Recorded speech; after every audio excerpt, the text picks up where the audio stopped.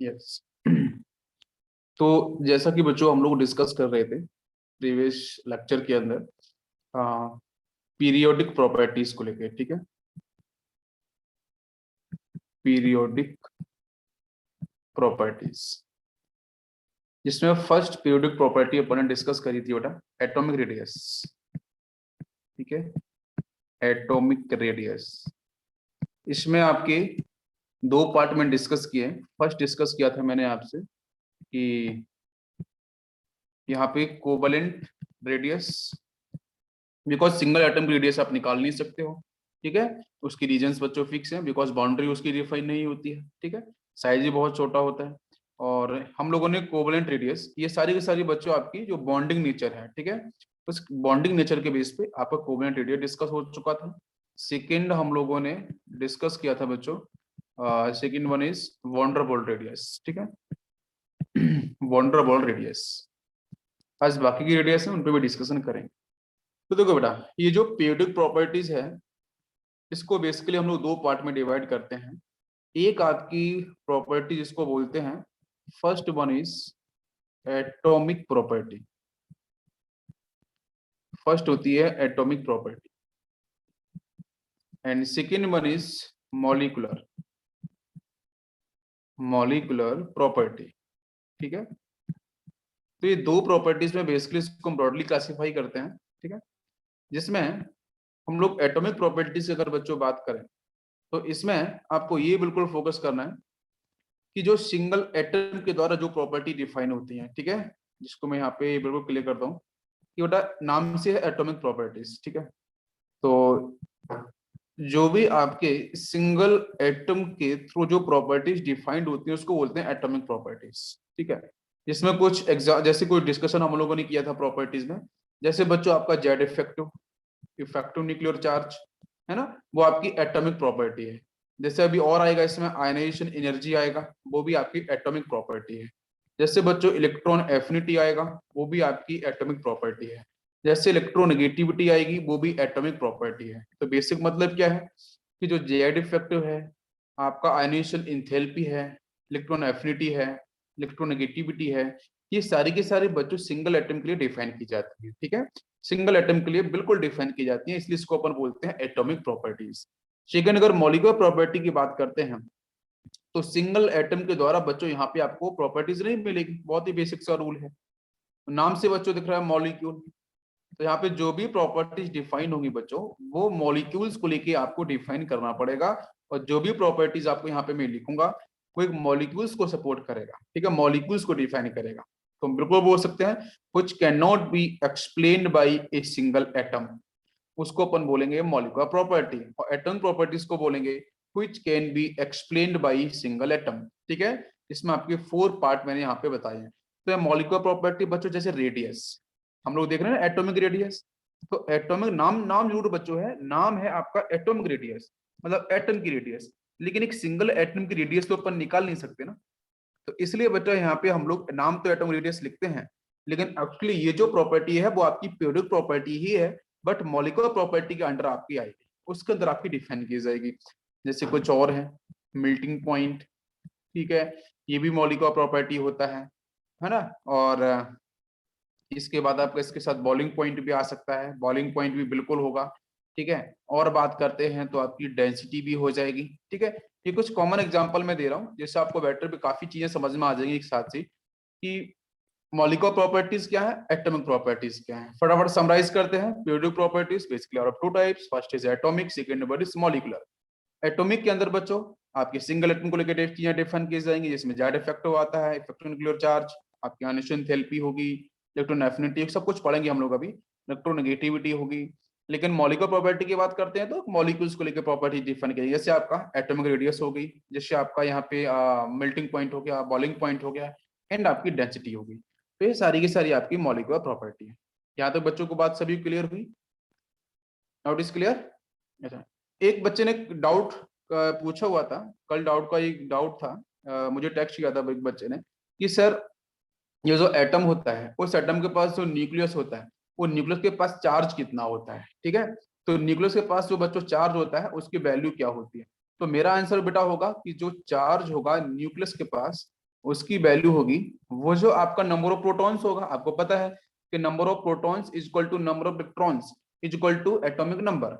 ठीक है, तो जेड का मतलब क्या है, एटॉमिक नंबर। तो एटॉमिक नंबर का नंबर ऑफ प्रोटॉन्स, बाकी बच्चों इसके पास जो चार्ज होता है प्रोटॉन्स के पास उसका मल्टीप्लाई कर देंगे तो टोटल नंबर आपके हो जाएंगे। जेड क्या है, टोटल नंबर हो जाएंगे प्रोटॉन्स के, और इनटू आपका यहाँ पे क्या हो जाएगा, ई जो आपका चार्ज है वो उसको मल्टीप्लाई कर देंगे तो यहाँ पे न्यूक्लियर का चार्ज निकल के आ जाएगा।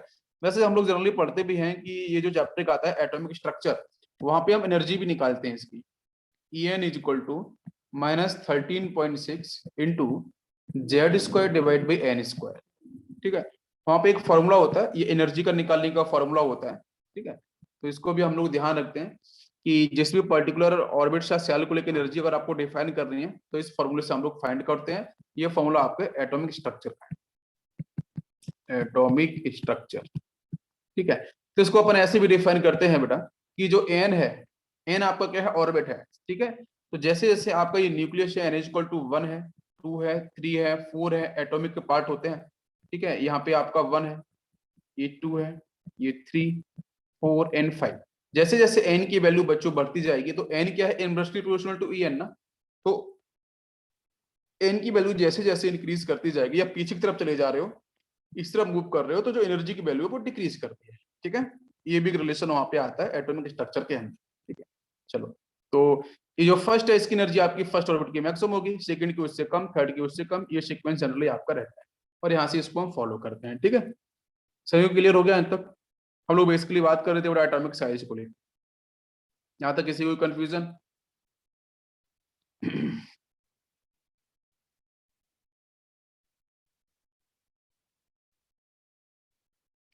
कल एक रिलेशन भी मैंने डिस्कस किया था जो आपको केमिकल बॉन्डिंग में बड़ा इंपॉर्टेंट रोल प्ले करेगा। Bond order inversely proportional to bond length. ठीक है, एक ये रिलेशन है, प्लीज ध्यान रखना, इसके प्रीवियस ईयर में क्वेश्चन आपसे पूछे गए। ठीक है, चलो, इसके बाद हम लोग नेक्स्ट डिस्कशन करते हैं कि जो बच्चों वंडरबॉल रेडियस थी, अपन अपन उस पर चल रहे थे, तो उसको हम लोग फिर से लेते हैं एक बार। वंडरबॉल रेडियस, ठीक है, तो वंडरबॉल रेडियस, या फिर इसको बच्चों हम लोग के नाम से और कॉल करते हैं वंडरबॉल रेडियस, या उसको बोलते हैं कोलिजन, COLLISION, कोलिजन रेडियस। ठीक है, कोलिजन रेडियस के नाम से भी इसको हम लोग कॉल करते हैं, दोनों का मतलब एक ही है। तो what is the mean of van der Waals radius या कोलिजन रेडियस, जिसको कल मैंने एक्सप्लेन भी किया था। ठीक है, तो इसको हम ऐसे डिफाइन कर सकते हैं, it may also be defined as half of the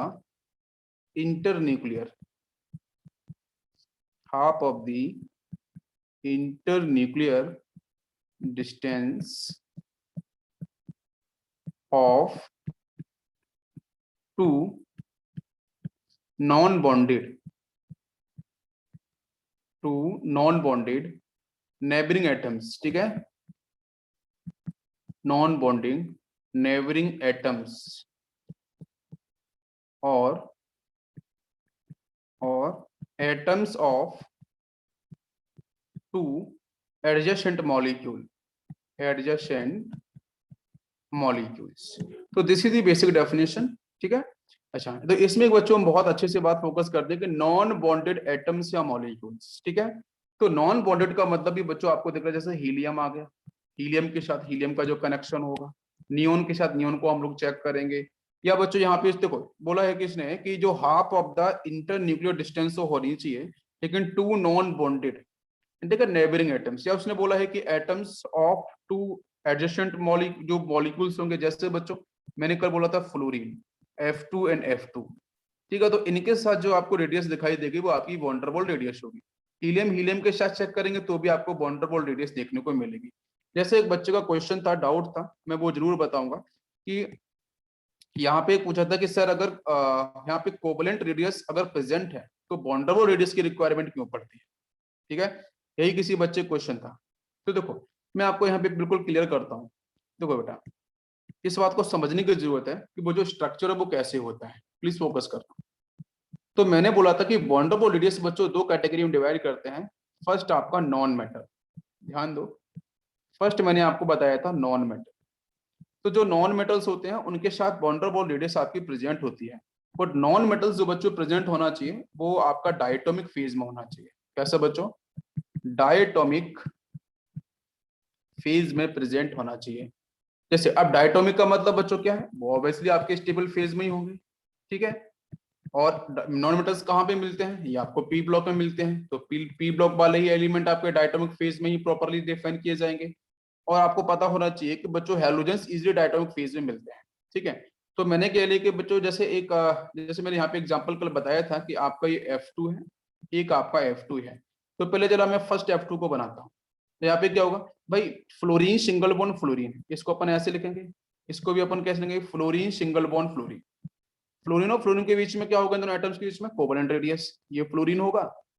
थोड़ा सा बड़ा बनाते हैं इसको, बन सकता, ये फ्लोरीन हो गया, यहाँ से ये फ्लोरीन हो गया। चेक करो, तो ये दोनों के दोनों आपके जो फ्लोरीन एटम है उन दोनों के बीच में जो रेडियस बच्चों डेवलप हो रही है, ठीक है, ये यहाँ से लेके यहाँ तक की डिस्टेंस, ये आपकी यहाँ पे बॉन्ड लेंथ होगी, ठीक है। This is actually bond length, ठीक है। हम पहले F2 की बात कर रहे हैं, ठीक है। F2 का स्ट्रक्चर, यहाँ पे F2 को हम डिस्कस करेंगे तो एक एटम ये हो गया, दूसरे एटम इसका ये हो गया। भाई इनको क्या है, इनको क्या चाहिए बेटा? 7 इलेक्ट्रॉन्स होते हैं, 7 इलेक्ट्रॉन्स होते हैं, एक आपको चाहिए, वो स्टेबल हो जाएगा, ठीक है, ऑक्टेट कंप्लीट कर लेगा। तो यहां से लेके ये वाली डिस्टेंस क्या होगी? आपकी बॉन्ड लेंथ होगी, बॉन्ड लेंथ। इसको आधा कर देंगे हम लोग, तो यहाँ से आपको क्या मिल जाएगी? कोवलेंट रेडियस मिल जाएगी। समझ में आ रहा है कि यहाँ से यहाँ तक की जो डिस्टेंस है, ठीक है, ये आपकी क्या होगी? DFF होगी। और DFF को अगर मैं आधा कर देता हूं तो यहाँ से आपको क्या मिल जाएगी? कोवलेंट रेडियस मिल जाएगी, ठीक है। कोवलेंट रेडियस आपको मिल जाएगी, तो कोवलेंट रेडियस होगी DFF divide by 2। As it is यहाँ पे हम लिख सकते हैं, यहाँ भी बच्चों का निकालना है कोवलेंट, तो इसका आधा करना पड़ेगा। इसका आधा कर देंगे तो यहाँ से ये वाली डिस्टेंस, ठीक है, या फिर यहाँ से ये वाली डिस्टेंस, ये दोनों ही डिस्टेंस बच्चों क्या होंगी? आपकी यहाँ से वो आपकी कोवलेंट रेडियस होंगी। बात समझ में आ रही है? तो ये आपकी हो जाएगी यहाँ से वही DFF डिवाइड बाई 2। ये बात समझ में आ रही है? क्लियर? कोवलेंट रेडियस कैसे प्रेजेंट है? ओके। अब इसमें वंडरवॉल की बात करते हैं। तो बेटा फ्लोरीन और फ्लोरीन दोनों कैसे हैं? स्टेबल है, ठीक है। अगर ये दोनों स्टेबल है, एग्जांपल आप H2 का भी लिख सकते हो कि H2 डायटोमिक है, हाइड्रोजन, ये भी गैसेस फेज में होगा। तो इनके बीच में कोई ना कोई एक वीक फोर्स ऑफ अट्रैक्शन तो वर्क करता ही है, ठीक है। लेकिन H2 के साथ बात करेंगे, ठीक है, इस सिंगल मॉलिक्यूल्स के साथ बात करेंगे तो यहाँ कोवलेंट होगा। लेकिन H2 के साथ बात करेंगे, मेरी बात समझ लो ध्यान से, जो एक मॉलिक्यूल है बेटा हाइड्रोजन मॉलिक्यूल, उसके साथ तो कोवलेंट रेडियस मिलेगी। लेकिन एक H2 ये, दूसरा H2 ये, इनके बीच में जो आपका रेडियस होगी उसको बोलेंगे हम लोग वॉन्डरबॉल रेडियस। क्या बोलेंगे? वॉन्डरबॉल, ठीक। तो देखते हैं, तो ये आपको समझ में आया कोवलेंट किस तरीके से प्रेजेंट है? इसको मैं क्लियर कर देता हूं। अब देखो ध्यान से, अब यहाँ पे वॉन्डरबॉल जो रेडियस होगी वो किस तरीके से आपकी डिफाइन की जाएगी। देखो बेटा, यहां से मैंने एक बीच में लाइन इस तरीके से ड्रॉ करी है, प्लीज ध्यान से देखना।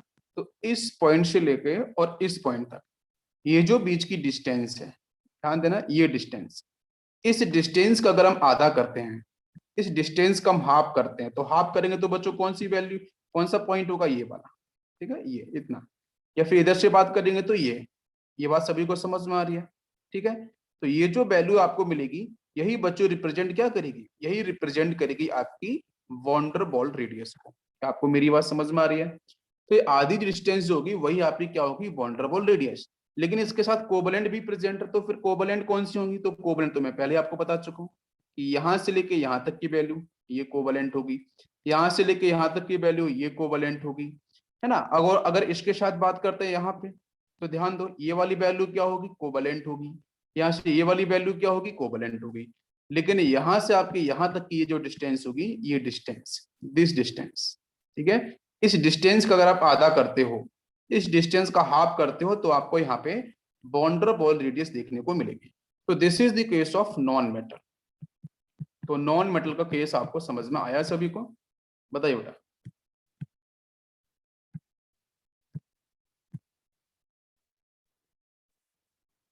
चलो, ये बात क्लियर होगी। सेकेंड हम लोग बात करते हैं इनर्ट, इनर्ट गैस। तो इनर्ट गैस के साथ भी बच्चों क्या प्रेजेंट होती है? वॉन्डरबॉल रेडियस, ठीक है। वॉन्डरबॉल रेडियस आपकी यहां भी प्रेजेंट होती है। ना, बट कैसे होती है उस पर जरा हम लोग ध्यान देते हैं। तो देखो, जब मैंने इनर्ट गैस बच्चों बोला है, तो ध्यान रखना है कि वॉन्डरबॉल रेडियस कहाँ कहाँ प्रेजेंट होगी, आपके जो डायटोमिक मॉलिक्यूल्स हैं जिसमें हम लोग नॉन मेटल्स की बात कर रहे हैं। सेकंड बच्चों, inert gas. Inert gas example ले सकते हो, जैसे बच्चों मैंने हीलियम लिया, ये हीलियम है, तो ये मोनोटोमिक फेज में स्टेबल होते हैं, ठीक है। तो इनके साथ बच्चों अब ये बात जरूर ध्यान देना कि जो आपकी वॉन्डरबॉल रेडियस होती है ना, वॉन्डरबॉल जो रेडियस होती है उसमें एटम्स बच्चों क्लोज नहीं होते हैं, ओवरलैप भी नहीं करते हैं, ठीक है, गैसेस फेज में होते हैं, तो उससे अट्रैक्शन आपका कम ही होता है। तो हीलियम का एक एटम ये हो गया, हीलियम का दूसरा एटम ये हो गया, ठीक है, इनके न्यूक्लियस आपके ये हो गए हैं। ये डिस्टेंस आपकी इनकी बॉन्ड लेंथ डिफाइन हो जाएगी, ठीक है, this is a bond length ना। इसको अपन क्या बोलेंगे, यहां से लेके यहां तक की जो वैल्यू है, दिस इज कॉल्ड BHENH, ठीक है, ये आपकी बॉन्ड लेंथ, इसको हम बॉन्ड लेंथ बोल सकते हैं। और इस बॉन्ड लेंथ को बच्चों हाफ करेंगे, तो हाफ बच्चों मान को चलो एक ये पॉइंट बीच में ले लिया, इसको यहाँ से कनेक्ट कर लिया, तो ये जो बीच वाली ये डिस्टेंस, ठीक है, यहाँ से ये वाली डिस्टेंस या फिर ये वाली डिस्टेंस, ये दोनों ही डिस्टेंस बच्चों क्या बोली जाएंगी, तो मैं लिख सकता हूँ यहाँ से कि बच्चों जो आपकी वॉन्डरबॉल रेडियस है that is equal to for the inert gases, ये आपकी हो जाएगी DHE and HE divide by 2। तो ये आपके एक्चुअली में क्या है, बॉन्ड लेंथ है हीलियम को लेके, ठीक है, इसको आपको आधा करना पड़ेगा, तो यहाँ से वॉन्डरबॉल रेडियस आपकी डिफाइन होगी फॉर द इनर्ट गैसेस। यहाँ तक बात सभी को समझ में आ गया, क्लियर, एनी डाउट?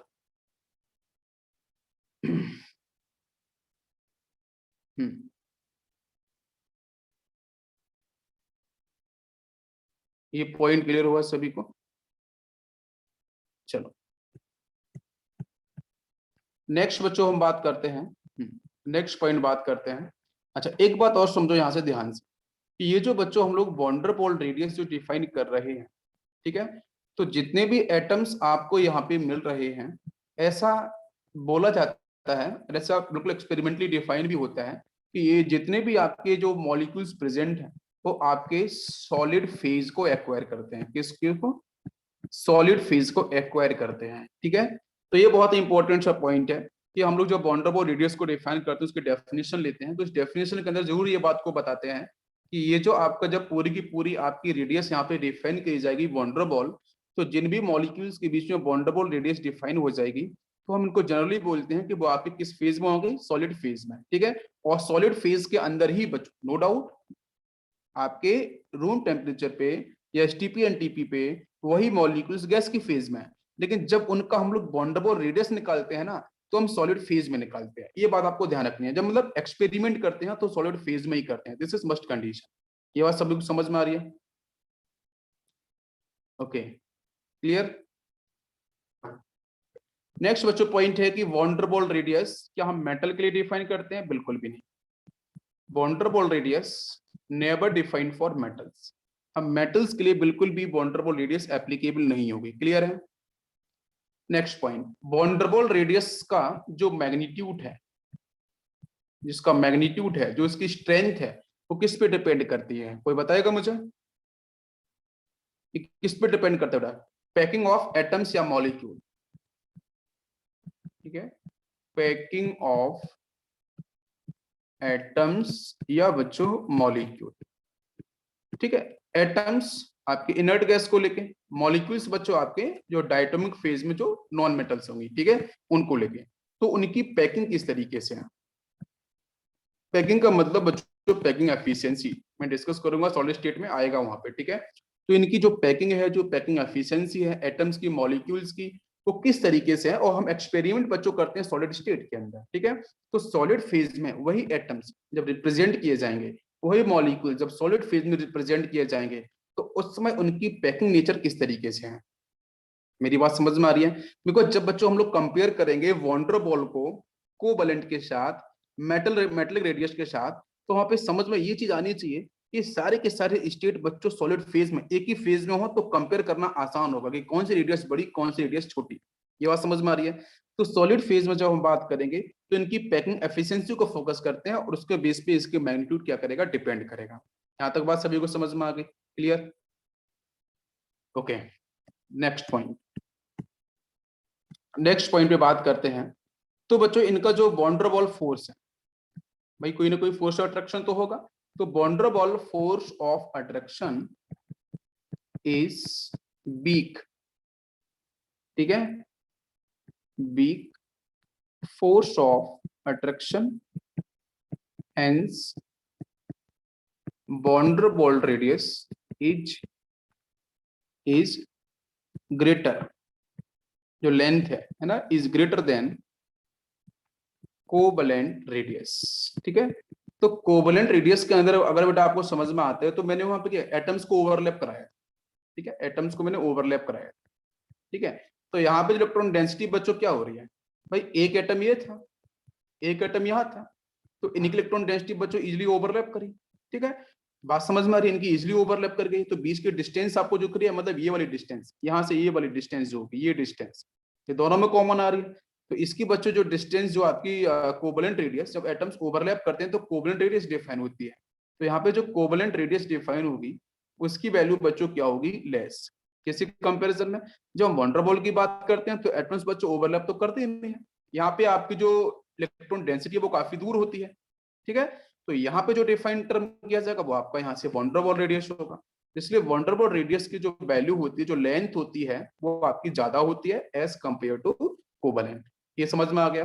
तो रीजन बच्चों सामने क्लियर हो गया कि बच्चों यहाँ पे आपका जो फोर्स ऑफ अट्रैक्शन है वो काफी वीक होता है। जब इलेक्ट्रॉन डेंसिटी बच्चों ओवरलैप ही नहीं करेगी तो यहाँ पे आपका जो मैग्नीट्यूड है उसकी वैल्यू आपको बढ़ ही नहीं सकती है। क्या सभी को बात समझ में आ रही है? तो उसकी स्ट्रेंथ भी काफी वीक होती है। तो अगर मैं स्ट्रेंथ की बात करूं तो मतलब वीक आपका जो फोर्स डेवलप होगा, जो वंडरबॉल जो फोर्स यहाँ पे डेवलप होगा वो काफी वीक होगा। बिकॉज इलेक्ट्रॉन डेंसिटी यहाँ ओवरलैप नहीं करी, ओवरलैपिंग कॉन्सेप्ट डेवलप ही नहीं हुआ है, और यहाँ पे परफेक्ट ओवरलैपिंग हुई है। जिसकी वजह से यहाँ पे क्या होगा कि बच्चों जो डिस्ट्रीब्यूशन, जो डिस्पर्जन ऑफ चार्ज होगा, डिस्पर्जन इलेक्ट्रॉन डेंसिटी होगी वो काफी बेटर होगी किसके अंदर, कोवलेंट के अंदर, एज कंपेयर टू वंडरबॉल।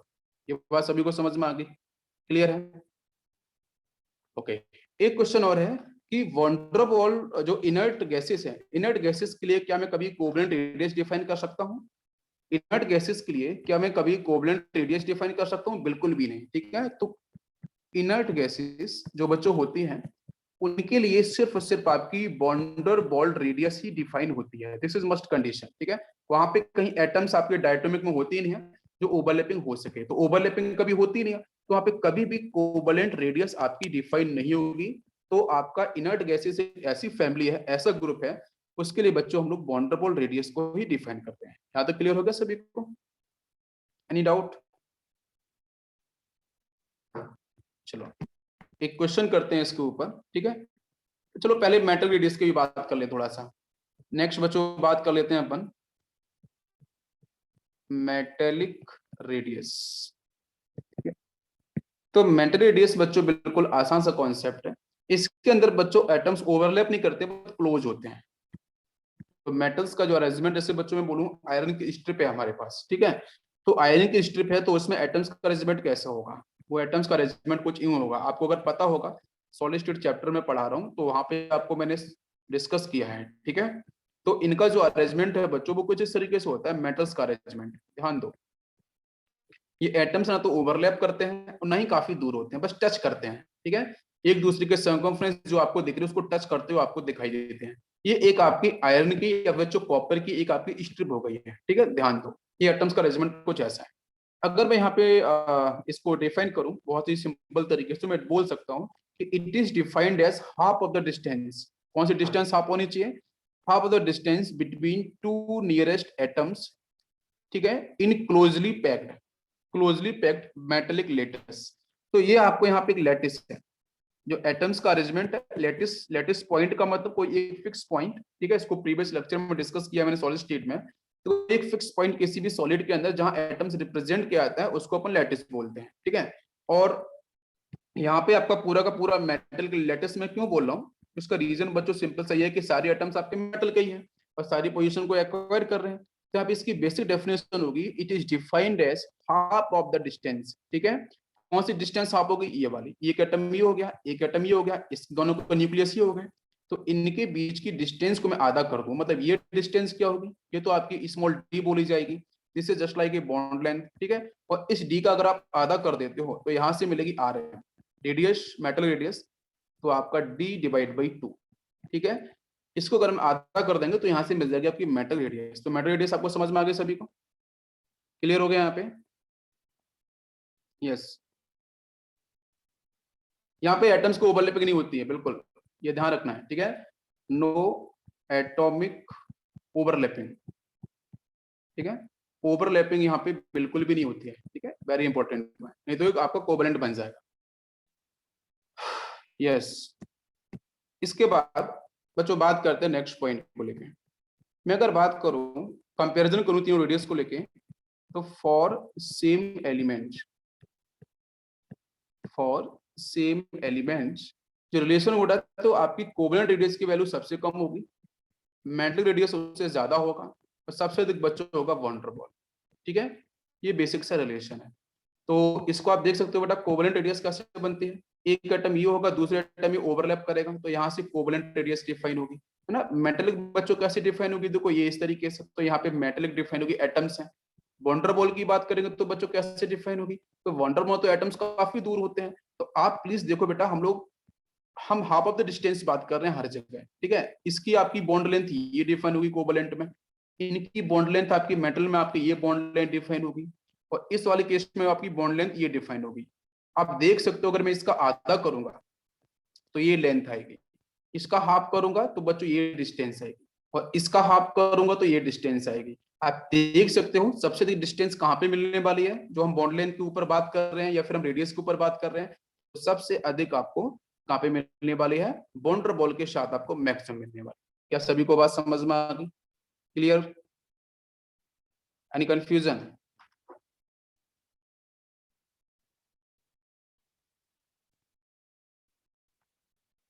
चलो कुछ क्वेश्चंस करते हैं इसी के ऊपर। देखो क्वेश्चन लिया बच्चों मैंने यहाँ पे कि बच्चों 3 स्टूडेंट्स हैं, एक स्टूडेंट ए है, एक बी है, एक सी है, ठीक है? 3 students, 3 students A B and C, ठीक है? इन तीनों स्टूडेंट्स ने एक एक्सपेरिमेंट किया, एक्सपेरिमेंट करने के बाद बच्चों रिजल्ट आया, डिफरेंट रेडियस की वैल्यूज आई, कुछ रेडियाई निकल के आई, इसमें एक एटम था बच्चों कार्बन एटम। मैंने बोला ना सेम एटम के लिए डिफरेंट रिलेशन हम देखते हैं, तो यहाँ पे कार्बन एटम को लेके हम बात कर रहे हैं। बेटा कार्बन एटम ने एक्सपेरिमेंट किया और 3 वैल्यूज निकल के आई, 2.44 एंगस्ट्रॉम, जो ए स्टूडेंट है उसके पास ये वैल्यू निकल के आई, सेकंड वाले के पास बच्चों निकल के आई रेडियाई की वैल्यू है, रेडियाई की वैल्यू है 2.20 एंगस्ट्रॉम, और जो सी वाला बच्चा था उसके पास 2.06 एंगस्ट्रॉम। ये 3 वैल्यूज निकल के आए। आपको बताना है इसमें से कोवेलेंट कौन सा है, मेटेलिक कौन सा है, और आपका वॉन डेर वाल्स कौन सा है, ठीक है? तो आपको बताना है। तो देखो जो सबसे बड़ी वैल्यू होगी उसको आपको फोकस करना है, ठीक है? जो सबसे बड़ी, आपको रिलेशन तो पता है फॉर द सेम एटम क्या होता है तीनों रेडियस को लेके, तो इसमें सबसे बड़ी वैल्यू आपकी ये है, तो ये आपकी हो जाएगी वॉन डेर वाल्स, ठीक है? This is van der Waals radius. इसके बाद बात करेंगे तो ये कौन सी होगी आपकी मेटेलिक रेडियस, और ये बच्चों बात करेंगे ये होगी आपकी कोवेलेंट, ठीक है? तो अगर इनका रिलेशन आएगा तो आप बिल्कुल निकाल सकते हो, बिकॉज आपको पता है कि सबसे बड़ी जो रेडियस होती है वो आपकी वॉन डेर वाल्स होती है, उससे छोटी मेटेलिक, और सबसे छोटी होती है आपकी कोवेलेंट रेडियस। क्लियर है? यस।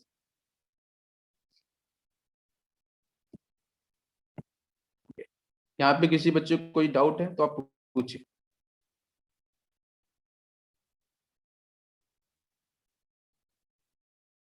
इसके बाद इसके बाद बच्चों हम बात करने वाले हैं नेक्स्ट पॉइंट, आयोनिक रेडियाई की तरफ, आयोनिक रेडियाई, ठीक है?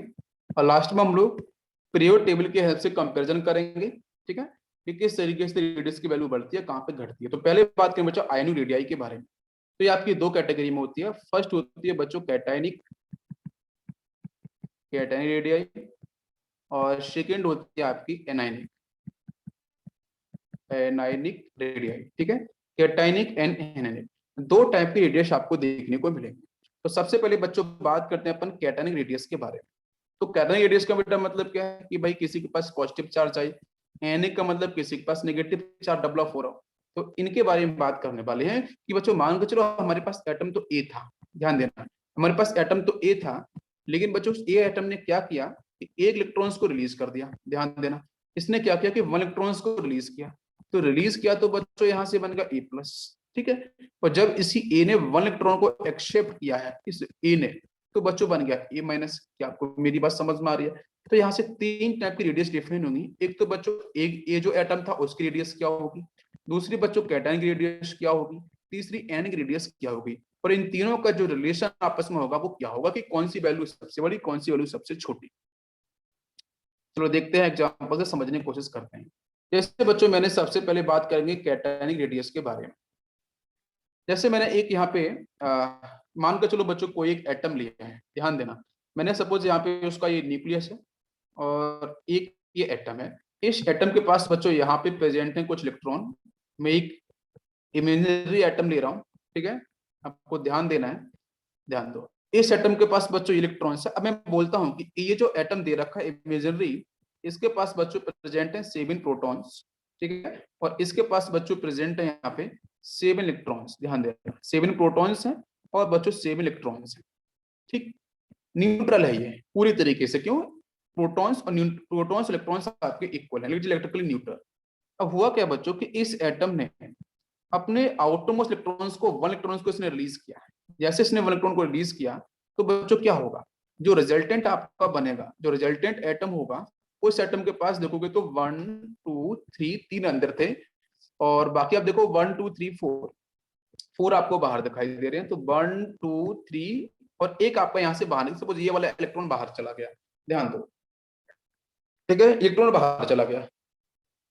तो अब आप देखो एग्जैक्टली इसके पास कितने प्रोटॉन्स बचे। प्रोटॉन्स तो बच्चों अभी भी 7 ही होंगे, बट इलेक्ट्रॉन कितने हो जाएंगे, 6 इलेक्ट्रॉन्स हो जाएंगे। अब आप ध्यान देना कि बेटा 7 प्रोटॉन्स के साथ 7 इलेक्ट्रॉन्स का जो अट्रैक्शन था वो बराबर था, 1 1 यूनिट। अगर मैं बात करूं यहाँ पे फोर्स ऑफ अट्रैक्शन को लेके, तो एक प्रोटॉन एक इलेक्ट्रॉन के साथ बच्चों इजीली अटैच कर रहा होगा। तो 7 प्रोटॉन थे, 7 इलेक्ट्रॉन के बिल्कुल अटैचमेंट बिल्कुल इक्वल होगा। तो मतलब यहाँ पे जो डिस्ट्रीब्यूशन ऑफ चार्ज होगा तो आपका 1 यूनिट इंडिविजुअल डिफाइन होगा एक एक पेयर के लिए। लेकिन अगर यहाँ पे देखो तो 7 प्रोटॉन्स, तो कहीं ना कहीं बच्चों प्रोटॉन क्या हो रहे हैं, डोमिनेट कर रहे हैं। जब प्रोटॉन डोमिनेट कर रहे हैं तो इस केस में जो फोर्स ऑफ अट्रैक्शन की वैल्यू होगी वो कहीं ना कहीं बच्चों एक पेयर के साथ वो 1 यूनिट से कुछ अधिक हो जाएगी, मोर देन 1 यूनिट। क्या आपको मेरी बात समझ में आ रही है? जब अट्रैक्शन बच्चों इंक्रीज कर जाएगा तो उस केस में साइज क्या करेगा भाई, अट्रैक्शन किसका इंक्रीज कर रहा है, न्यूक्लियस का ना, प्रोटॉन्स का ना, है ना। प्रोटॉन्स का जो फोर्स ऑफ अट्रैक्शन है दैट विल इंक्रीज। तो जैसे इंक्रीज करेगा तो इस केस में ये जो कैटाइन बना है भाई, इलेक्ट्रॉन्स निकालने के बाद कैटाइन ही बनता है। ये जो कैटाइन बना है इसी ए एटम का, ये एटम ए था, इस ए एटम से ए प्लस बना है। तो कहीं ना कहीं ए प्लस के पास ज्यादा फोर्स ऑफ अट्रैक्शन है, जिसको अपन जेड इफेक्टिव भी बोल सकते हैं, ठीक है। ज्यादा फोर्स ऑफ अट्रैक्शन है जिसकी वजह से इसका साइज बच्चों क्या करेगा, छोटा होगा इस ए एटम के रिलेटेड। तो मैं क्या बोल सकता हूँ कि जो रिजल्टेंट बच्चों जो कैटाइन होंगे, कोई भी पर्टिकुलर न्यूट्रल एटम से बनने वाला जो कैटाइन होगा उसका साइज बच्चों हमेशा क्या होगा, छोटा, एज कंपेयर टू आपका वो जो पर्टिकुलर एटम होगा। क्या आपको मेरी बात समझ में आ रही है? क्लियर हो गया? बिकॉज फोर्स ऑफ अट्रैक्शन की वैल्यू बढ़ रही है, बिकॉज प्रोटॉन्स आपके डोमिनेट कर रहे हैं। क्लियर हो गया सभी को? कोई दिक्कत? ओके इसके बाद यहाँ पे मैं एग्जांपल से भी समझा सकता हूँ। जैसे मैंने बच्चों एग्जांपल लिया एल्यूमिनियम का, ध्यान देना। एल्यूमिनियम का कॉन्फ़िगरेशन क्या होता है, आप यहाँ देख सकते हो, ये आपका 1s2 2s2 2p6 3s2 n3p1, ठीक है। पी में आपका 1 इलेक्ट्रॉन जाएगा, थर्ड पीरियड का एलिमेंट होता है एल्यूमिनियम, ठीक है। ये आपको दिख रहा है 3। अब देखो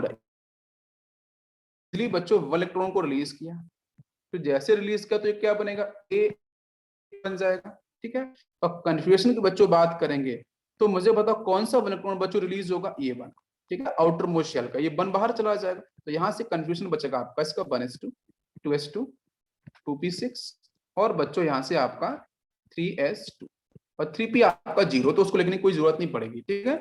अब ध्यान दो, अब इसके पास बच्चों टोटल प्रोटॉन्स कितने थे, मैं वही बताऊंगा। प्रोटॉन्स कितने होंगे भाई, जो भी एटॉमिक नंबर है तो आप वैसे भी चेक कर लो, 2 2 4 6 10 और आपके 12 113, इसके पास 13 प्रोटॉन्स और 13 ही क्या थे, इलेक्ट्रॉन्स थे। तो बराबर का चार्ज का डिस्ट्रीब्यूशन होगा, कोई दिक्कत नहीं। 1 यूनिट आपका जो फोर्स ऑफ अट्रैक्शन होगा तो एक एक पेयर के साथ डिफाइन हो रहा होगा, है ना, 1 इलेक्ट्रॉन के साथ 1 प्रोटॉन। लेकिन यहाँ पे क्या हो गया, यहाँ पे आपके बेटा जब इलेक्ट्रॉन्स निकलते हैं प्रोटॉन में कोई चेंज नहीं है, वो 13 प्रोटॉन रहेंगे, लेकिन इलेक्ट्रॉन्स कितने हो जाएंगे, 12। आप देख सकते हो कि यहाँ पे जो पेयर होगा 1 इलेक्ट्रॉन का 1 प्रोटॉन के साथ, तो कहीं ना कहीं 1 प्रोटॉन बच्चों एक्स्ट्रा बचेगा, बचेगा ना, तो अपने ज्यादा फोर्स अट्रैक्शन को डिफाइन करेगा। तो यहाँ पे कहीं ना कहीं आपका जो फोर्स अट्रैक्शन की वैल्यू होगी वो 1 पॉइंट समथिंग कुछ आपकी निकल के आएगी। ठीक है, समझ में आ रहा है? तो जिसकी वजह से इसका साइज बच्चों क्या होगा, छोटा हो जाएगा, इसका साइज छोटा एज कंपेयर टू एल्यूमिनियम। ये पूरी बात समझ में आ गई? तो मैं बोलूंगी बेटा कोई भी न्यूट्रल एटम हो, उस न्यूट्रल एटम से बनने वाला जो कैटाइन होगा उसका साइज हमेशा क्या होगा, छोटा होगा। जैसे मैं कुछ एग्जांपल लूं, जैसे बच्चों मैंने यहाँ पे लिखा सोडियम एंड सोडियम प्लस, आप बिल्कुल बोल सकते हो सोडियम प्लस का साइज छोटा होगा सोडियम से। जैसे मैं कुछ और एग्जांपल लूं, जैसे बच्चों लिया मैंने आयरन Fe+2 फेरस, मैंने फेरिक लिया Fe+3, मतलब सबसे छोटा साइज किसका होगा, तो ऑब्वियसली जिसके पास जितना ज्यादा पॉजिटिव चार्ज होगा। ठीक है, यस, छोटा सा छोटा साइज ये सीक्वेंस बनेगा, आप चेक करके देखो। ठीक है, यस, जिसके पास जितना ज्यादा पॉजिटिव चार्ज वहां पे उतना ज्यादा ही बच्चों न्यूक्लियस डोमिनेट करेगा ना, फोर्स अट्रैक्शन मैक्सिमम होगा। नेक्स्ट अगर बात करते हैं, जैसे लिया मैंने Mn मैग्नीज, Mn+2, Mn+4 और Mn+7। बताओ मुझे ये जो एटम्स दे रखे हैं कैटाइंस के साथ, है ना, रेडियस का सीक्वेंस क्या होगा, तो ये आपका सीक्वेंस होना चाहिए। देख लो, क्लियर हो रहा है सभी को? जितना अधिक पॉजिटिव चार्ज, ठीक है, उतना छोटा रेडियस। जैसे बात करें बच्चों, लेड हो गया, पीबी हो गया, Pb+2 हो गया, Npb+4 हो गया, साइज का सीक्वेंस क्या होगा, ये होगा। सभी को बात क्लियर हो रही है? Yes, now it is clear. इसके बाद बच्चों बात करते हैं second point, anionic radius. Next point is anionic radii. ठीक है, इस पे डिस्कशन करते हैं। तो जैसे बच्चों को एग्जांपल ले लेते हैं, वही समझने की कोशिश करते हैं। देखो बेटा, यहाँ पे फ्लोरीन ले लिया मैंने, ठीक है, ये क्या करेगा बच्चों, 1 इलेक्ट्रॉन को एक्सेप्ट करेगा, तो यहाँ से बन गया F-। ठीक है, what is the configuration for the fluorine, तो फ्लोरीन का बेटा कन्फिग्रेशन आपका रहेगा 1s2, 2s2 और 2p5। सेकेंड पीरियड का एलिमेंट है तो 2p5। यहाँ से बच्चों ने 1 इलेक्ट्रॉन को एक्सेप्ट किया, तो एक्सेप्ट के तो बच्चों कहाँ जाएगा, 2p के पास जाएगा, तो ये बन जाएगा आपका 1s2, 2s2 और 2p6। नोबल गैस की तरह कंफ्यूजन हो गया, सारे के सारे फुली फिल्ड हो गए। ठीक है, अब जरा चेक करो, यस, अब चेक करो आप यहाँ पे कि फ्लोरीन के पास बच्चों कितने प्रोटॉन्स थे, 9 प्रोटॉन्स। ठीक है, कितने इलेक्ट्रॉन्स थे, तो 9 इलेक्ट्रॉन्स थे। भाई एटम तो इलेक्ट्रिकली न्यूट्रल ही होगा ना, कोई दिक्कत नहीं है। ठीक है, अच्छा इधर आ जाओ, जब F- बना 1 इलेक्ट्रॉन को एक्सेप्ट करके, तो यहाँ पे प्रोटॉन्स तो बच्चों 9 ही रहेंगे, बट इलेक्ट्रॉन्स कितने होंगे, 10 इलेक्ट्रॉन्स। अब आप बताओ ध्यान से, यहाँ बच्चों एक्चुअली क्या होगा कि यहाँ तो आपका फोर्स ऑफ अट्रैक्शन बच्चों एक पेयर के साथ 1 यूनिट का ही शेयर हो रहा था, लेकिन यहाँ पे क्या होगा, यहाँ बच्चों फोर्स ऑफ अट्रैक्शन की वैल्यू कम हो जाएगी, लेकिन फोर्स ऑफ रिपल्शन आपका क्या हो जाएगा, बढ़ जाएगा। फोर्स ऑफ रिपल्शन क्यों बढ़ेगा, बिकॉज बच्चों यहाँ पे नंबर ऑफ इलेक्ट्रॉन्स बढ़ चुके हैं। भाई 9 प्रोटॉन तो बेटा 9 इलेक्ट्रॉन के साथ इजीली फोर्स अट्रैक्शन डिफाइन करेंगे, तो ए इलेक्ट्रॉन जो बचेगा वो कहाँ जाएगा, तो जो यहाँ से बचेगा आपका 1 इलेक्ट्रॉन, तो वही बच्चों क्या करेगा, इंटर इलेक्ट्रॉनिक रिपल्शन, क्या करेगा, इंटर इलेक्ट्रॉनिक रिपल्शन। तो इंटर इलेक्ट्रॉनिक रिपल्शन बच्चों सेल और ऑर्बिट के अंदर क्रिएट करेगा, जिससे साइज क्या करेगा, भाई कोई भी एटम तो स्टेबल रहना चाहेगा ना, तो जब रिपल्शन, उस रिपल्शन को मिनिमाइज करने के लिए वो साइज बढ़ा देगा। तो इसलिए बच्चों जो F- का साइज होगा वो क्या होगा, बड़ा होगा, बड़ा साइज होगा, किसके कंपैरिजन में, कंपैरिजन टू फ्लोरीन एटम, तो न्यूट्रल एटम है। ये सभी को बात समझ में आ गई? Now it is clear, very easy, कोई कंफ्यूजन नहीं।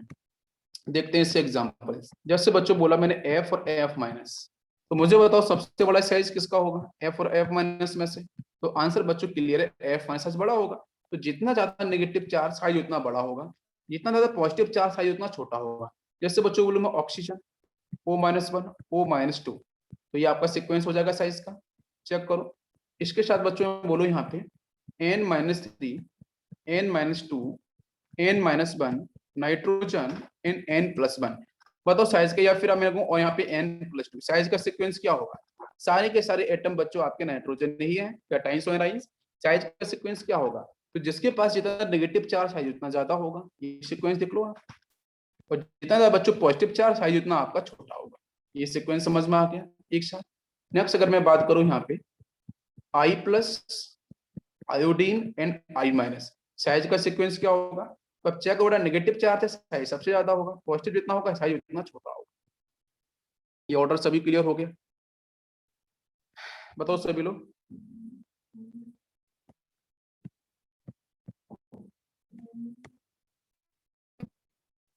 चलो गुड। तो यहां से बच्चों अब हम बात करते हैं ट्रेंड्स को लेके, ध्यान देना, ठीक है। ट्रेंड्स इन एटॉमिक रेडियस, ठीक है। एटॉमिक रेडियस का जो बच्चों ट्रेंड है वो क्या होता है पीरियोडिक टेबल के अंदर, ठीक है। जरा उसकी तरफ हम लोग चलने की कोशिश करते हैं। तो देखो सबसे पहले अपन बात करेंगे अलोंग दी पीरियड, ठीक है। अलोंग दी पीरियड, भाई पीरियड का मतलब बच्चों है लेफ्ट टू राइट ट्रेवल करना। पीरियड टेबल में आप लेफ्ट टू राइट चलो, तो लेफ्ट टू राइट ट्रेवल करने पे आपको बिल्कुल फोकस करना है कि बच्चों हमेशा जो आपकी प्रॉपर्टी डोमिनेट करती है वो होती है जेड इफेक्ट। प्लीज फोकस करो, Z effect is the atomic property, मैंने जस्ट अभी थोड़ी देर पहले लिखाया था, ठीक है। तो लेफ्ट टू राइट जाने पे जेड इफेक्टिव बच्चों हमेशा डोमिनेट करता है, ठीक है। और जेड इफेक्टिव का मतलब बच्चों होता है फोर्स ऑफ अट्रैक्शन, ये हम लोगों ने निकाला भी था, 2 दिन लेक्चर लिया था इसके ऊपर। तो जेड इफेक्टिव का मतलब बच्चों होता है force of attraction, it is actually effective nuclear charge, ठीक है। इफेक्टिव न्यूक्लियर चार्ज जितना ज्यादा जेड इफेक्टिव होगा तो न्यूक्लियस का जो फोर्स ऑफ अट्रैक्शन है with the outer most electron उतना ही ज्यादा होगा। समझ में आ रहा है? तो इसका मतलब जेड इफेक्टिव जितना ज्यादा होगा फोर्स ऑफ अट्रैक्शन न्यूक्लियस का उतना ज्यादा होगा, तो उस केस में इलेक्ट्रॉन्स बेटा अंदर तरफ शिफ्ट करते जाएंगे, जिसकी वजह साइज आपका छोटा होगा। क्या आपको मेरी बात समझ में आ रही है? तो इसका मतलब जो Z effective always inversely proportional to atomic size. क्या बात क्लियर हो रही है सभी को? तो लेफ्ट राइट जाने पे जेड इफेक्टिव की हम लोग वैल्यू निकाली थी, इंक्रीज करता है, इसलिए बच्चों जो एटॉमिक रेडियस है या जो आपका साइज है एटम का वो आपका डिक्रीज करता है। तो यहाँ पे समझ में आ गया, size is inversely proportional to Z effective, ठीक है। अच्छा, लेकिन एक क्वेश्चन बच्चे ये भी पूछते हैं कि सर नंबर ऑफ सेल्स से आपने आंसर क्यों नहीं निकाला? बिकॉज बच्चों पीरियड के अंदर जो नंबर ऑफ सेल्स होती है वो हमेशा सेम होती है। पीरियड के अंदर नंबर ऑफ सेल्स जो होती है वो ऑलवेज सेम, ठीक है। आपने इलेक्ट्रॉनिक कन्फिगरेशन देखा होगा, इलेक्ट्रॉनिक कन्फिगरेशन के अंदर आप जब चेक करते हैं तो नंबर ऑफ सेल्स बच्चों हमेशा क्या होती है, वो आपकी सेम होती है, नंबर ऑफ सेल्स नहीं बढ़ती हैं। नंबर ऑफ सेल्स तो कहाँ बढ़ती है, जब टॉप टू बॉटम आते हैं। तो टॉप टू बॉटम ग्रुप में ट्रेवल करने पे सेल्स इंक्रीज करती हैं, तो वहां पे आपका जो आंसर बनता है ग्रुप के अंदर, तो वो डोमिनेट बच्चों करता है नंबर ऑफ सेल्स। तो नंबर ऑफ सेल्स बढ़ने की वजह से साइज विल इंक्रीज, लेकिन वहां पे जेड इफेक्ट तो हमेशा कांस्टेंट होता है, बराबर होता है। मैंने वैल्यूज भी निकाली थी मैथमेटिकली, कल वो परसों मैंने वैल्यूज निकाली थी, ठीक है। तो वहां पे कभी भी जेड इफेक्ट डोमिनेट नहीं करेगा। जेड इफेक्ट बच्चों कहां डोमिनेट करेगा? बिल्कुल आपको ध्यान रखना है पीरियड के अक्रॉस।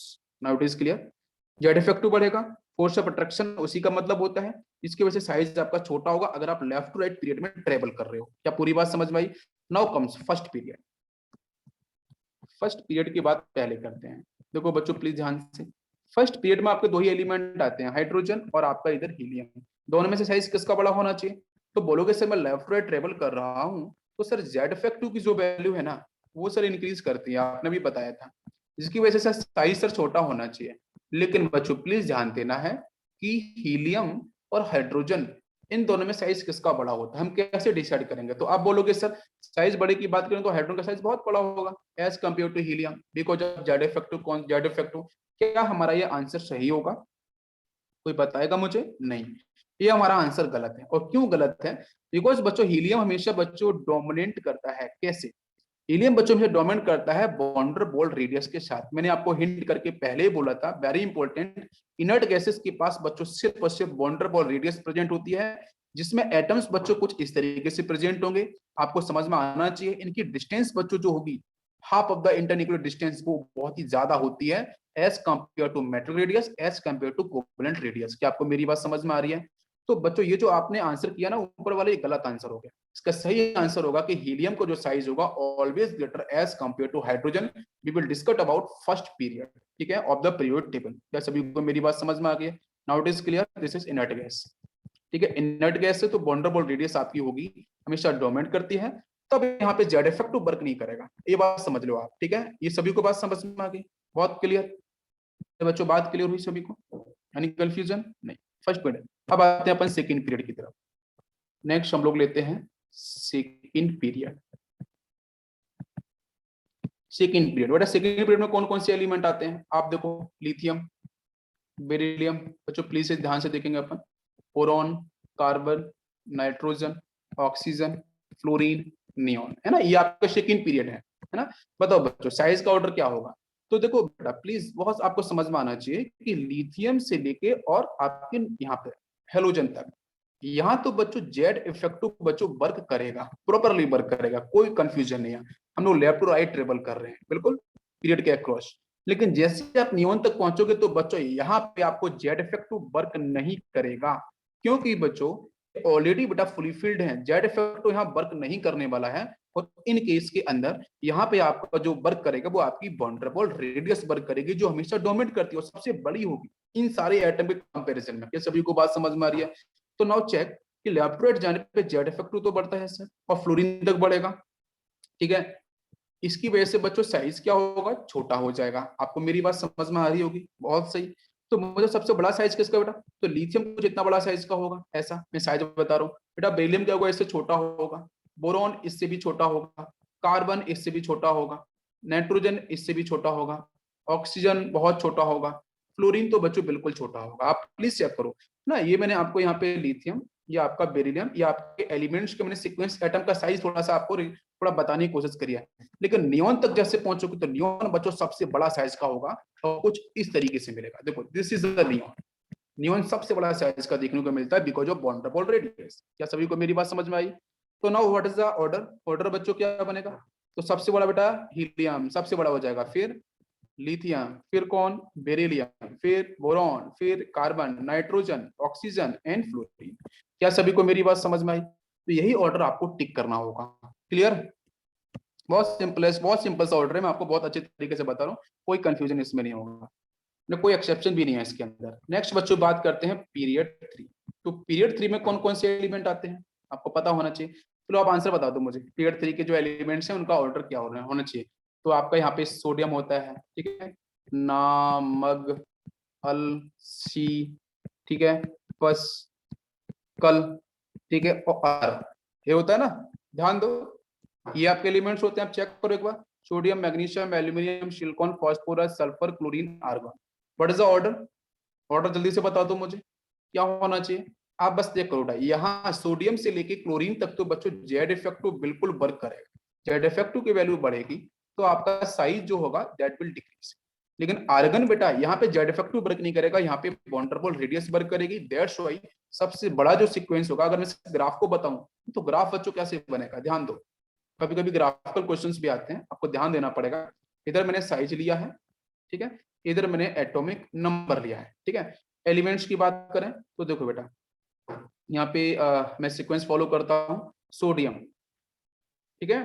तो चलो मैं यहाँ पे ले लेता हूँ इस तरीके से 3 4 5 6 7 8 9 एंड 10। क्लियर? अब ध्यान देना, 10 वाले की बात करेंगे सबसे बड़ा साइज होगा, देखो लास्ट आर्गन दे रखा है, सबसे बड़ा साइज, मतलब ये इसका ग्राफ यहाँ बना दो, ये पॉइंट। 3 की बात करेंगे, इसका तो इससे छोटा होगा, थोड़ा छोटा होगा 10 वाले से। 4 का इससे कम होगा, 5 का 4 से कम होगा, 6 वाला इससे भी कम होगा, 7 की बात करेंगे तो ये और कम हो जाएगा, 8 की बात करेंगे तो ये और कम होगा, 9 आपका यहाँ पे आएगा। तो आप यहाँ से भी चेक करके देख लो बच्चों, आपको वहां से क्लियर हो जाएगा। तो ऑर्डर क्या बनना चाहिए, ऑर्डर ये बनेगा, यहाँ से स्टार्ट होगा और ये इस तरीके से टच करते करते और यहाँ पे आने के बाद ये इस तरीके से इंक्रीज करेगा। तो this is the basic graphical expression, ठीक है, जिससे हम लोग एटॉमिक रेडियस को समझ सकते हैं। तो बच्चों आप ऑर्डर आपने लिख लिया होगा आई होप, कि सबसे बड़ा बेटा ऑर्डर, सबसे बड़ा साइज किसका होगा, आर्गन का। सबसे बड़ा आर्गन, उससे छोटा कौन होगा, सोडियम, उससे छोटा कौन, magnesium, aluminium, silicon, phosphorus, sulphur, chlorine. कोई कंफ्यूजन नहीं, पीरियड 3 इज क्लियर। पीरियड 3 सभी बच्चों को समझ में आया। अब बात करने वाले हैं बच्चों इसके बाद, नेक्स्ट नेक्स्ट हम बात करते हैं ग्रुप। अभी हम बाकी जो फोर्थ पीरियड वगैरह उन पे भी डिस्कस करेंगे, अभी हम कुछ बेसिक ग्रुप्स को भी बात कर लेते हैं यहीं पे, है ना। इतने 3 पीरियड हो गए, हम ग्रुप को लेके बात करते हैं। तो ग्रुप का मतलब बच्चों क्या है कि हम लोग टॉप टू बॉटम ट्रेवल करेंगे, ठीक है, yes. Top to bottom travel करेंगे तो उस केस में हम लोगों ने वैल्यूज निकाली थी कि जेड इफेक्टिव की वैल्यू बच्चों ऑलवेज सेम और इक्वल। तो जेड इफेक्टिव बच्चों वर्क नहीं करेगा, यहाँ बच्चों कौन वर्क करेगा, यहाँ पे वर्क करेगा number of cell, number of cell. तो नंबर ऑफ सेल की जो बच्चों वैल्यू होती है टॉप टू बॉटम आने पे वो इंक्रीज करती है। सेल का मतलब बच्चों वही प्रिंसिपल क्वांटम नंबर, मतलब जो स्मॉल एन की वैल्यू है बच्चों वो बढ़ती जा रही है। घर में कमरे बढ़ते जाएंगे, कमरे बढ़ेंगे तो साइज तो बढ़ेगा ही, उसमें कोई कंफ्यूजन ही नहीं है। स्मॉल एन की वैल्यू बढ़ेगी, नंबर ऑफ सेल्स बढ़ेंगी, तो इस केस में बच्चों आपका जो एटम का जो साइज होगा, एटॉमिक साइज होगा, डेफिनेटली बच्चों इंक्रीज करेगा। क्या सभी को मेरी बात समझ में आ रही है? तो ग्रुप 1 को फटाफट लेते हैं, देखते हैं। तो मैंने बच्चों लिया है ग्रुप फर्स्ट। जरा इसका एक बार आंसर कर दो। मैंने एलिमेंट लिया बच्चों यहाँ पे हाइड्रोजन, नेक्स्ट इज एलिना की, ठीक है, राम बाबू, ठीक है, एंड कार से फरार हो गया। चलो क्या आंसर होगा बेटा? कोई कंफ्यूजन नहीं, ये ऑर्डर बन जाएगा, चेक कर लो, इसमें कोई एक्सेप्शन नहीं होगा, सिंपल सा ऑर्डर। ठीक है, मैं अगर बात करूं ग्रुप 2 को लेके, ग्रुप 2 में कौन कौन से एलिमेंट? बीटा, मांगे, कार, सेंट्रो, पाप, राजी, पढ़ाया था। इसमें कोई एक्सेप्शन नहीं, यही ऑर्डर होगा, आप चेक करके देख लो, बिल्कुल सिंपल सीक्वेंस है। तो ऐसे ग्राफ की तरफ भी चलेंगे तो ग्राफ भी आप देख लो, ग्रुप 1 का ग्राफ कैसे बनेगा, आप बना पाओगे ग्रुप 1 ग्राफ, कोई दिक्कत नहीं होगी इसमें। ठीक है, तो ग्रुप 1 का ग्राफ आप यहाँ बना लो, यहाँ से स्टार्ट होगा। ये अगर यहाँ पे आपका 3 होगा, ये इधर मैंने यहाँ पे साइज लिया है, ठीक है, इधर आपका साइज लिया है, इधर मैंने यहाँ पे एटॉमिक नंबर लिया है बच्चों, ठीक है, एक्स एक्सिस पे एटॉमिक नंबर लिया है, ठीक, वाई एक्सिस पे हमने साइज लिया है। तो ग्राफ क्या जाएगा बेटा, इससे कहीं इंक्रीज करेगा, कहीं डिक्रीज नहीं करने वाला, सीधा इंक्रीज करेगा। और लास्ट आपका यहाँ पे ये बीच में सारे के सारे एलिमेंट मिलेंगे, लास्ट में आपको फ्रेंशियम, फ्रेंशियम का एटॉमिक नंबर कितना होता है? 87 होता है, हम लोगों ने पढ़ा है 87 एटॉमिक नंबर, ठीक है। ये लास्ट में आपका फ्रेंशियम हो जाएगा, और यहाँ पे आपका कौन सा हो जाएगा? लिथियम। बाकी डायहाइड्रोजन के बारे में कोई दिक्कत ही नहीं है। अरे समझ में आ रहा है? ये ग्राफ कुछ इस तरीके से बनेगा, पूरा क्लियर हो रहा है? ग्रुप 2 को अगर लेके बनाओगे तो ग्रुप 2 को लेके भी ग्राफ बना सकते हो। ग्रुप 2 में साइज मैंने लिया है बच्चों बाई एक्सिस पे, एक्स पे वही भी लिया मैंने एटॉमिक नंबर, इसका भी ग्राफ बच्चों बिल्कुल एज इट इज इंक्रीज करेगा कुछ इस तरीके से। ठीक है, बाकी बीच के एलिमेंट आप यहाँ पे ड्रॉ कर लेना। पहला एलिमेंट बच्चों कौन सा होगा? तो देखो आपका यहाँ पे बेरिलियम होगा, एटॉमिक नंबर बच्चों कितना? 4, ठीक है। और लास्ट वाला एलिमेंट बच्चों यहाँ पे कौन सा होगा? आपका रेडियम होगा, एटॉमिक नंबर बच्चों कितना होता है? 88। ये सीक्वेंस होगा, समझ में आ रहा है? ये हल्का सा ट्विस्ट करता है नीचे की तरफ, लेकिन इससे बड़ा ही होता है, ठीक है, पहले वाले बेरियम से बड़ा ही होता है। तो ग्राफिकल रिप्रेजेंटेशन भी आपको ध्यान देना है। अब इसके बाद बच्चों हम बात करते हैं कुछ एक्स्ट्रा पॉइंट। नेक्स्ट हेडिंग लेते हैं, एक्सेप्शन लिख लो इसको आप, या लिख लो बेटा एक्स्ट्रा पॉइंट, ठीक है, क्योंकि इसमें रूल्स आने वाले हैं। जो नॉर्मल ट्रेंड से थोड़ा सा डिफरेंट हो उसको बोलते हैं एक्सेप्शन, है ना, उनको रूल्स को ध्यान रखना पड़ेगा। तो एटॉमिक साइज में कौन कौन से एक्सेप्शन है? तो पहला एक्सेप्शन बच्चों देखने को मिलता है 3D सीरीज के अंदर। 3D सीरीज में सबसे पहले एक्सेप्शंस देखने को मिलते हैं बिकॉज ऑफ कॉन्ट्रैक्शन। तो डी कॉन्ट्रैक्शन आने वाला है, क्या बच्चों? डी कॉन्ट्रैक्शन आने वाला है। अब डी कॉन्ट्रैक्शन क्या है, इस पे हम लोग करेंगे डिस्कशन। यहाँ तक बात सभी को समझ में आ गई? Any confusion? तो जो डी कॉन्ट्रैक्शन हम लोग करेंगे कल, और कल ही बच्चों हम लोग डी कॉन्ट्रैक्शन करेंगे, लेंथमेंट कॉन्ट्रैक्शन करेंगे, एज वेल एज बच्चों एक्टमेंट कॉन्ट्रैक्शन भी हम लोग कल करेंगे। और कल आपका एटॉमिक साइज का जितना भी सीक्वेंस है वो कल आपका होगा फिनिश। ठीक है स्टूडेंट्स,